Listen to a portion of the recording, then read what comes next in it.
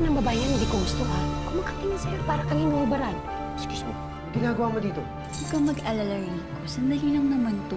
Candy, lumabas ka na dito! Candy! Anong ibig sabihin nito, ha? Ma'am, sina Sir Stanley at Sir Rico po nag-aaway po doon sa kwarto. Ha? Hindi ko alam kung paano mo papaliwanag sa anak ko yung nakita niya kanina. Ang bastos mo? Ito ba ang ina ng babaeng gusto mo? She's so cheap. Puro kayo plastic! Did you see what that girl did? She ruined my party! Punta ko ngayon si Marge. I forbid you to see that Marge ever again. Hindi na ako bata. Hindi mo na ako pwede pagsabihan kapag gusto ko makipagkita sa babaeng mahal ko.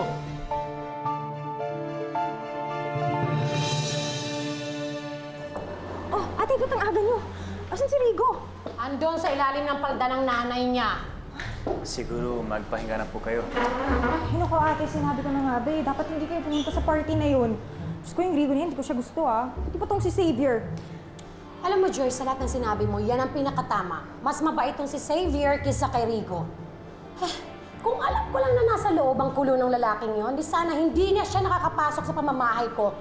Doon siya na ngayon sa palda ng nanay niya, magsama sila. Pareho silang mga buwisit, isama yung bastos na babaeng yon.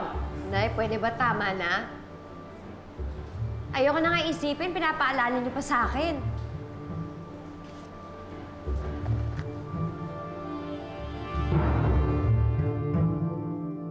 Xavier, oh, magkape ka muna. Thank you.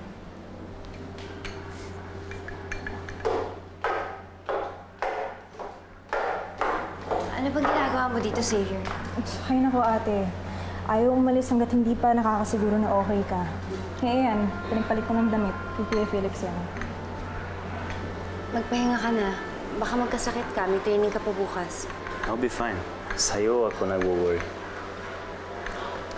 Sa dami ko pa naman na pinagdaanan, wala to sa akin. Look, I know what you're thinking. Inisip mo yung babae na sa room ni Rigo. Sigurada ko, wala yun. He didn't mention anything to me. Sigurado ka wala yun. Bakit? Ganun ba kayo magtiwala sa isa't isa? Pasensya na, hindi ko na kasi alam kung ano pang iisipin ko.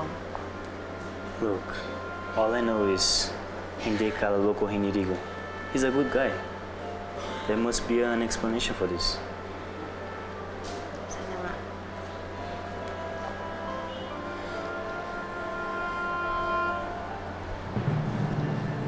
Ay, walang iya ka pala talaga eh! Rigo! Hoy! Tama na! Hoy, Rico! Tama na! Ano? Lumabang ka! Walang ginagawang masama si Xavier. Noon pa man, pansin ko may kusinada kay Marge eh. Wala kang utang na loob! Dude, take it easy! Tita, I think we should celebrate. Ay, nako, Aurora, paano naman ako magse-celebrate? Wala pa rin ang anak ko. And besides, I'm sure pinagtatawanan na tayo ng mga business associates natin by now. Pero mababawi rin natin si Rico. And don't worry about our associates, tita. Makakalimutan din nila yung nangyari. The good news is, kasalukuyang nag-aaway sina Rico at Xavier nang dahil kay Marge. Really? After this, siguro naman marirealize na ni na Marge at Rico na they're not meant for each other. Dahil simula nung nagtagpo sila, puro disaster ang nangyari sa buhay nila. At titiyakin ko na mabubuwag na ang pag-iibigan ni Rico at Marge.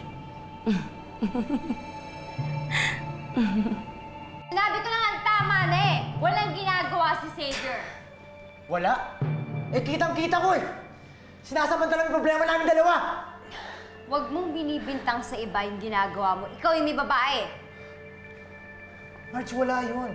Maniwala ka naman sa akin. That's what I was trying to say to her. You're right. Xavier, kilala kita. Masyado kang mabilis sa babae. Pati nga cabin crew, hindi mo pinapatawad. Di ba nginalikan mo pa?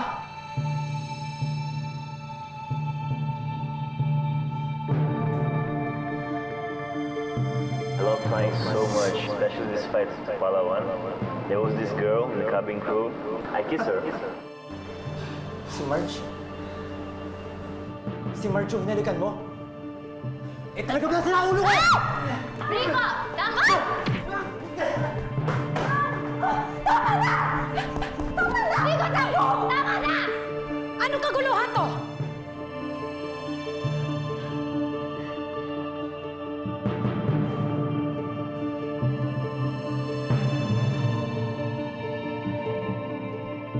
Dad? Anong ginagawa mo dito? Ano pa? Eh di inaantay ka. Wala akong kotse at ikaw, marami kang ipapaliwanag sa akin. Sandali lang, sandali lang. Stanley, nasan ang kotse mo? What happened? At nasan na magaling mong kabit? Umuwi na tayo. Umuwi na tayo! Umuwi ka na, Aurora. Ay, nako.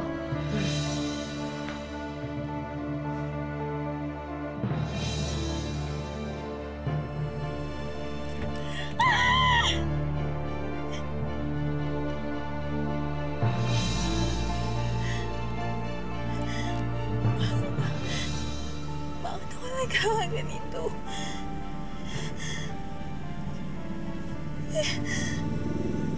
Hindi naman ako nababalo sa isang lalaki. Pero bakit kay Rico?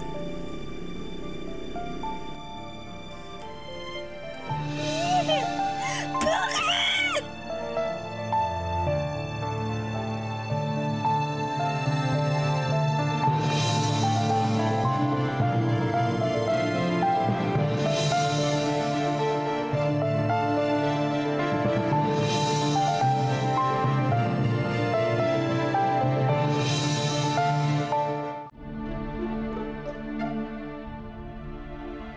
Rigo.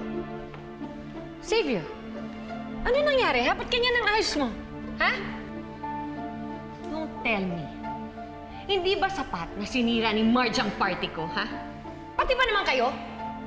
Ma, hindi si Marge ang sumira. Hindi ko alam na si Marge yung nahalikan ko sa aeroplano. Not until so late. Pero hindi mo pa rin sinabi sa akin. You lied to me. Tinuring kitang kapatid. Pinatira ka namin dito. Yung pala, kursunada mo na yung girlfriend ko. Malay ko ba kung nag-aantay ka rin ng pagkakataon? Ganyan ba kababaw ang tingin mo sa friendship natin? Kay Marge? Kung ganyan kababaw yung tingin mo sa pagkakaibigan natin, dapat sinabi mo na sa akin. Eh, ginawa mo akong tanga eh. Teka. Ano ba nangyayari dito, ha? Xavier? Rigo! Explain this. Thanks, Tita, for letting me stay here. I'm leaving. No. You're not going anywhere. Dito ka, ha? Ayusin niyo to. Dahil lang sa isang babae, magkakaganto kayo? Hindi ko na ayusin to. Dahil ayoko lang kaibigan traidor. Aba. Rigo?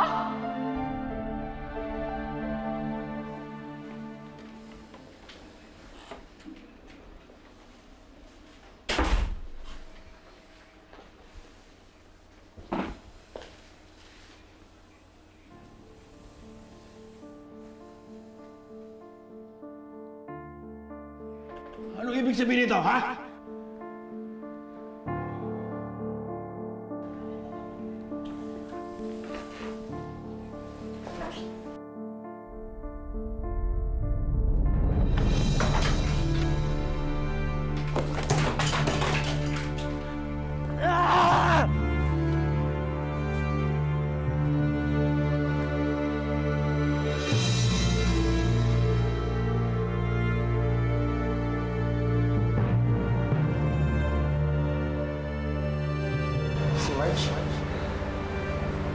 Si Marge yung hinalikan mo? Eh, talagang lahat na ulo ko! Rigo!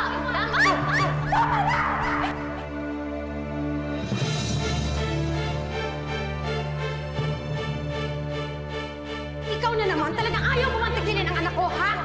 Malis ka dito, lumayas ka, bumalik ka sa nanay mo! Doon ka magtago sa ilalim ng palda niya! Marge, bakit di mo sinabi sa akin? Bakit wala ka sinabi? Dahil wala sa akin yun, Rico. Marge, sa akin malaking bagay yun! May mga sikreto ako na kahit gaano kalalim, Rico, hindi ko yata masasabi sa'yo. Dahil ayoko kita masaktan.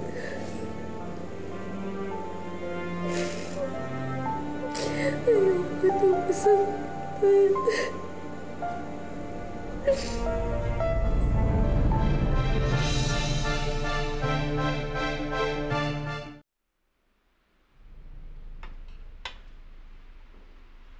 Rigo, good morning, iho.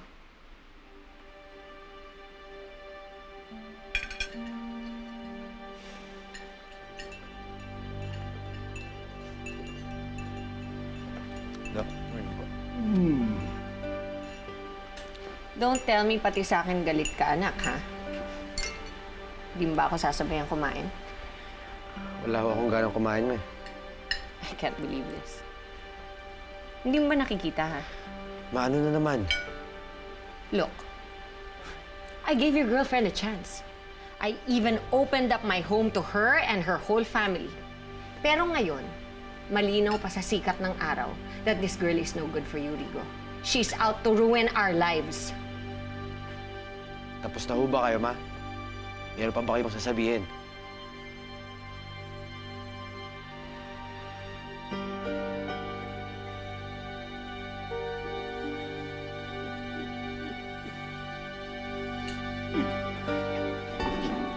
Pagdala na lang ako ng pagkain sa taas, ha? Nakakabwisit ka sa amin yung matandang yan.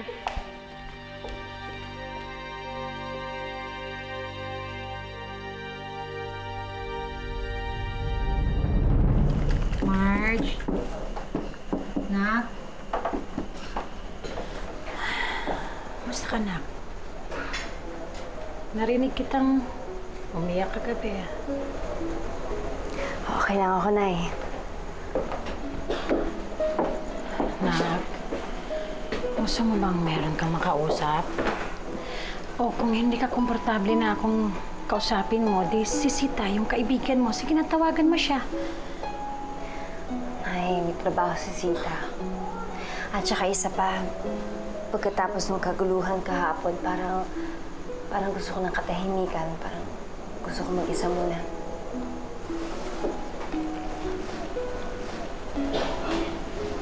Te. Eto, Teo. Niluto ko yung favorite mong breakfast. Alam ko kasi nakakapagod umiyak eh. Sigurado ako gutom ka na. Ikaw ba naman mag-emote buong gabi? Kain ka na, Te.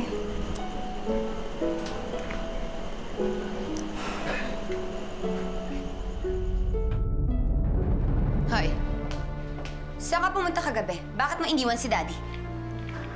Ang sungit kasi. Natural. Nagselos eh. Bakit? Kanino bang idea to? Dapat nga palakpakan mo ko eh. Dahil waging-wagi ako kagabi. Natameme nga yung Marge na yun. Well, actually, lahat kami nagulat sa'yo. At saka wala sa usapan natin, napasukin mo si Rigo sa kwarto niya. Ano ka ba, te? Andun na yung pagkakataon. Natural. Susunggaban ko na yun, no?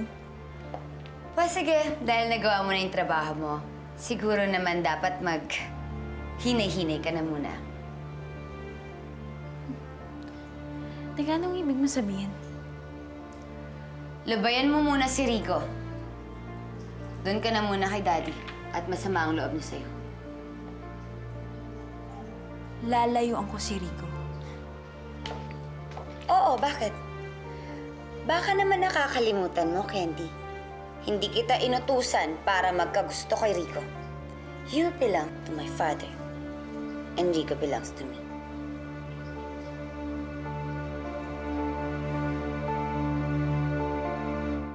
Te, huwag mo nang isipin yun.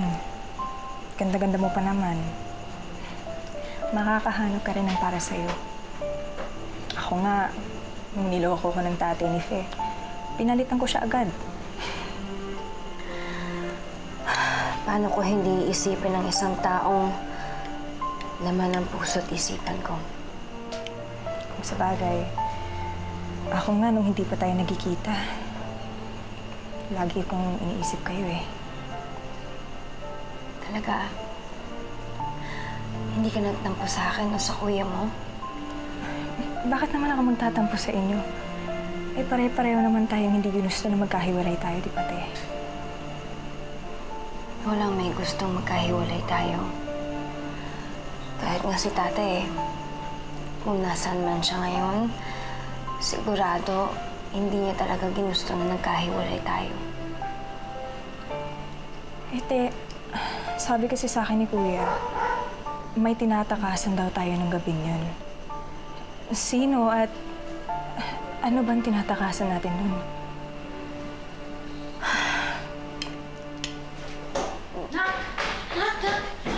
Sabi ko lang po pumilit pumasok. Marge! Marge, kausapin mo naman ako! Marge!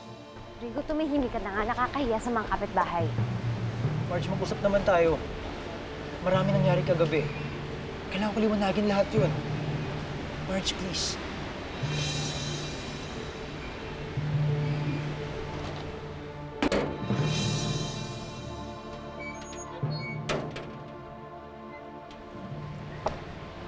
Sige. Umpisan natin kay Candy. Sino siya at anong namamagitan sa inyong dalawa?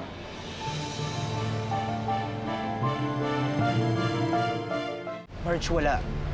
Maniwala ka sa akin. Wala namamagitan sa aming dalawa. Nakilala ko lang siya minsan. Nung sa daan, nung tinulungan ko siya. Hindi ko nga alam na connected siya kaninong Stanley. Bakit ang lakas ng loob niyo pumasok sa kwarto mo? Marge, hindi ko talaga alam. Bigla na siya pumasok doon. Hindi ko siya sinama sa loob ng kwarto ko. Marge, maniwala ka naman sa akin, oh. Dahil ikaw, lahat ng sinasabi mo sa akin, pinaniniwala ako. Marge, ayusin natin to. Hindi lang naman si Candy yung issue dito eh. Katapos ng gabi niyon, actually, matagal ko nang alam na hindi ako gusto ng mami. Kaya huwag mo na siya sawihin. Marge, hindi. Alam ko marami kayong differences ni mami ngayon. Pero naniniwala ako. Maayos niyo rin yun. Marge, please naman, oh. Huwag ka naman sumuko.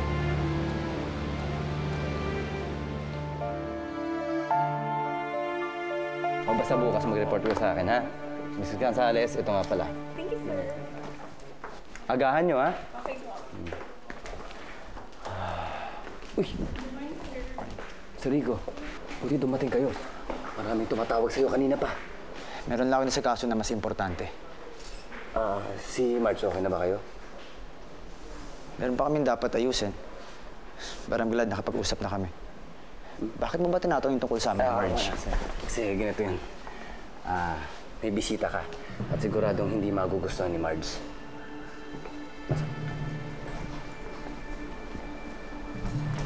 Hi, Rigo. Na-miss mo ba ako? Anong ginagawa mo dito? Sir, yan din yung tinanong ko sa kanya kanina eh. Jay, sige na. Iwan mo muna kami. Jay. Rigo, sorry Mainit lang talaga ulo ng Stanley. Look, ayoko ng gulo. At mas lalong ayokong makaaway si Ninong Stanley. Ano ka ba? Pwede naman di niya malaman. Alin ba ang hindi mo maintindihan? Hindi kita gusto. Iba ang gusto ko. Mahal ko siya. Mahal na mahal. I hate to say this, pero hindi ka ba nahiya sa ginagawa mo? May kinakasama ka na. Ninong ko pa. And here you are, offering yourself to me. Okay. Fine. Ayaw mo sa akin? Gets ko naman yun eh.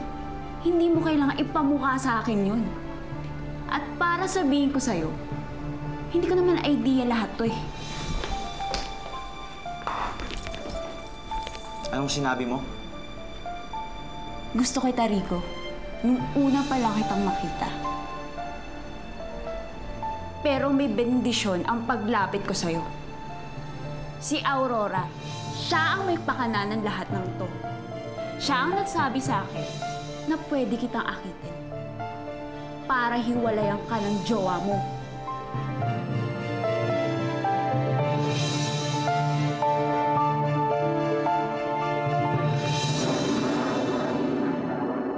Alam mo na kung anong gagawin. Ngayon, sigurado na. This time, sigurado nang papakasal ako. Shaulo, si Marge po yung babaeng papakasalan ko. Over my dead body. Oras na pakasalan mo ang babaeng yan, wala kang makikitang ni isang pusing naman na galing sa akin. Nandito ka palang traitor ka. Huwag na huwag mo nang uulitin ang pang-aagaw na ginawa mo kay Rico. Kundi, tatamaan ka sa akin. Okay. I'm sorry, Marge. I'm sorry if I caused you and Rigo in trouble. Kalimutan mo na lang yan. Siguro mas mabuti pa kung... Kung lagay ng mga ko, that's what I intend to do, Marge. Don't tell me break na kayong dalawa ni Marge. Kaya nandito ka ngayon para makipagbalikan sa akin. Ayoko kaya maging panakip butas. Ang dami mo pang satsat. Umami na sa akin si Candy. Pakanama ang lahat ng ito. Para sirain kami ni Marge.